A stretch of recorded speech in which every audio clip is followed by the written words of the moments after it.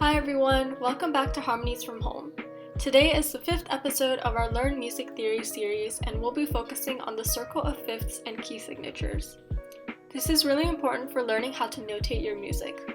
If you establish a key signature at the beginning of your music, you'll be able to minimize the number of accidentals later on. The circle of fifths shows the relationships between the 12 tones of a chromatic scale. It looks something like this. This simple diagram is really important to music theory. It shows how all the musical notes, keys, and chords are related to each other. The circle starts with the key of C major at the top. When going clockwise around the circle, each note is a perfect fifth from the previous note.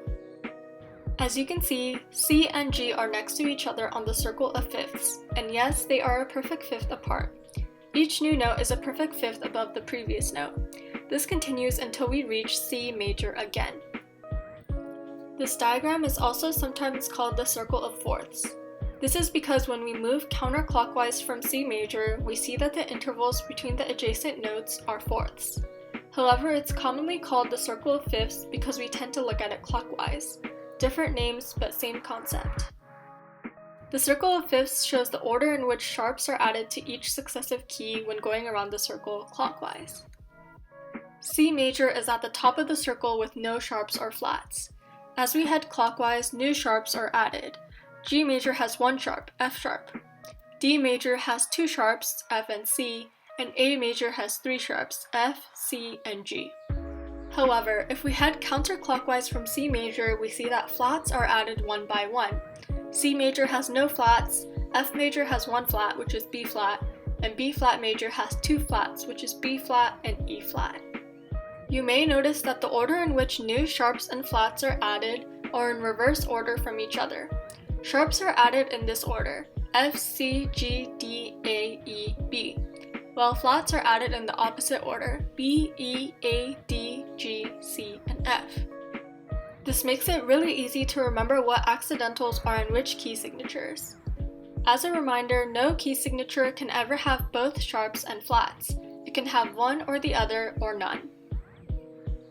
You may notice that some sections of the circle of fifths are doubled up, like C sharp and D flat.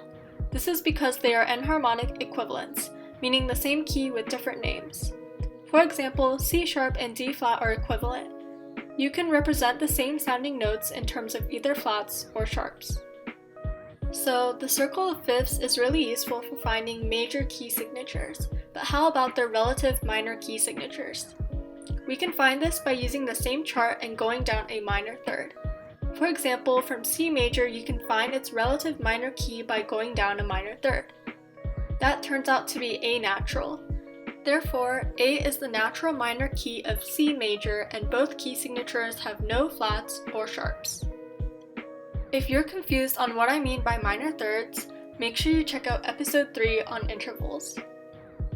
Let's look at another example, E flat major. To find the relative minor key, go down a minor third, which is C. Therefore, the relative minor key of E flat major is C minor, and both key signatures have 3 flats. These components make up the full circle of fifths. Now we know the major keys, their relative minor keys, and the key signatures from each part of the diagram. This is a lot of information at once, so make sure you check out the links in the description box for activities and supplemental readings. Once you get enough practice, you'll see how helpful the circle of fifths is in finding key signatures for your music.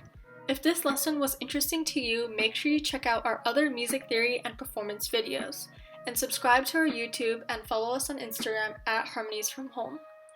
Happy practicing, and we hope to see you back soon.